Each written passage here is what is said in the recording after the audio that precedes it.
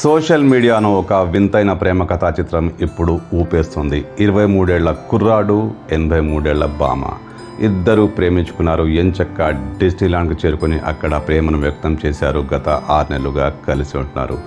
వీరి ప్రేమ వ్యవహారం ఇప్పుడు సోషల్ మీడియాలో ప్రకంపనలు రేపుతుంది.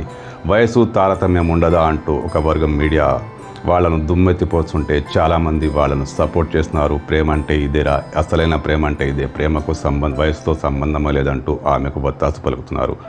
జపాన్లో ఈ సంఘటన జరిగింది. జపాన్లో కోఫు అనే 23 ఏళ్ల యువకుడు తన గర్ల్ ఫ్రెండ్ కోసం ఓ ఇంటికి వెళ్తాడు. అక్కడ ఈ 83 ఏళ్ల ఐరా అనే బామ్మను చూశాడు. తొలి చూపులోనే వాళ్ళ మధ్య ప్రేమ చిగురుస్తుంది. అవును, వాళ్ళిద్దరూ మౌనంగానే ప్రేమించుకున్నారు. ఒక అద్భుతమైన అవకాశం వారికి చిక్కింది. డిస్నీలాండ్కి వెళ్ళారు. డిస్నీలాండ్లో వాళ్ళిద్దరూ పరస్పరం తమ ప్రేమను వ్యక్తం చేసుకున్నారు. మొదటగా అబ్బాయే ప్రపోజ్ చేశాట. ఆమె ఎగిరి గంతేసింది. వాళ్ళిద్దరూ గత 6 నెలలుగా కలిసి ఉంటున్నారు.